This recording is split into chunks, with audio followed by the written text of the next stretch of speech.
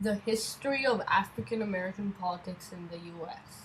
The way extraordinary politicians paved the way for the future. To understand something, you gotta start from, well, the start.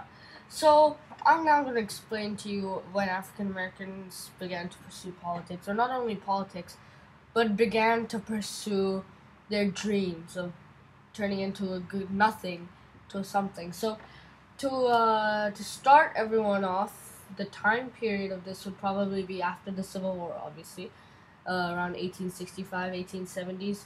Um, and this was in quotations, a messed up time period where the government enforced this uh, campaign known as Reconstruction, a time period from 1877 where people, politics, and the government, in fact, would be the focus point, which, in my opinion, uh, is it was a time for the U.S. to reconstruct. So I thought that was a good campaign, especially after all of the carnage that happened in the Civil War. So African American gained their rights after the Civil War, obviously, um, and there was no exact date of the first politician, but since African Americans gained rights, they weren't only politicians. They started off slowly, started schools and then started to build community associations and all that. So that was good. They started to start a life of their own, and blacks were encouraged to pursue anything they wished to, having earned their rights. However, there was still racism after the Civil War, and the reason for that is the Jim Crow laws. And Jim Crow laws, for those who don't know, are laws which are very racist against blacks, and they do this to undermine them or humiliate them.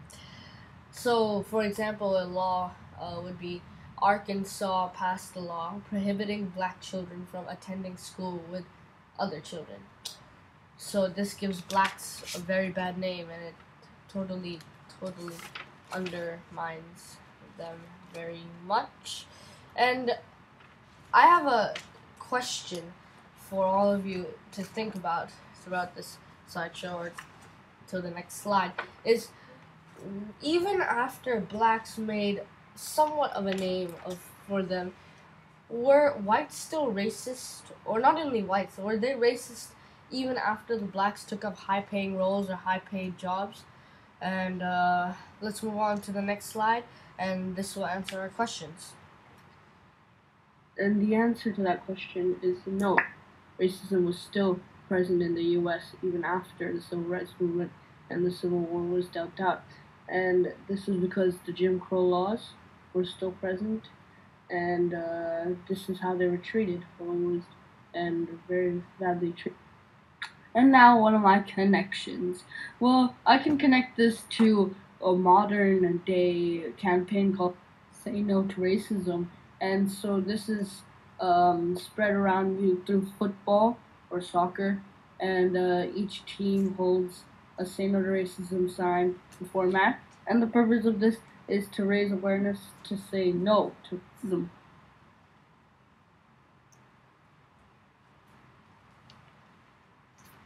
Okay, moving on now to the first famous African American person. So, the first person I bring to you today is the first ever African American Senate. His name was Hiram Revels. I apologize if I mispronounced that. So, he was, of course, the first African American Senate and was Senate during the Reconstruction period, so he had a very serious and important role in the House. So he was born in Mississippi, and he went to Knox College. He didn't have the greatest life due to being involved in the Civil War. He was a fighter. He rebelled against the Civil War, so he had a very tough life, and he he eventually was crowned Senate, the first ever African American or Black Senate, which is a great achievement. And in my opinion, he fought for something, and he got it. He got freedom, and then he got rights along with it.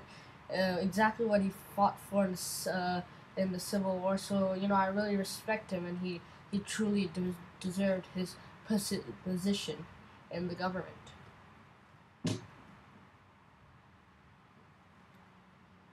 Okay, everyone, moving on now to my second favorite, not favorite, but famous African American politician. His name is Edward Brooke, and Eddie was just like Hiram, except he was the first African American Senate to be elected through popular vote. And now, or no, I should get into popular vote first. Okay, so popular vote is when the candidate who wins from the most percent of the population's vote. So, if you don't get it from that, I have a nice connection to make from 2000. George Bush versus Al Gore for the title of the presidency, and in the elections, George Bush won through popular vote.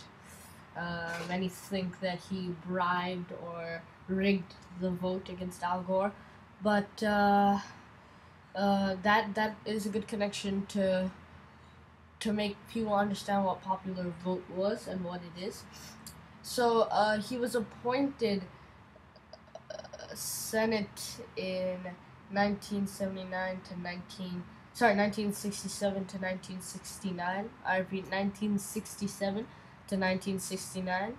The nine's a little cut out over there.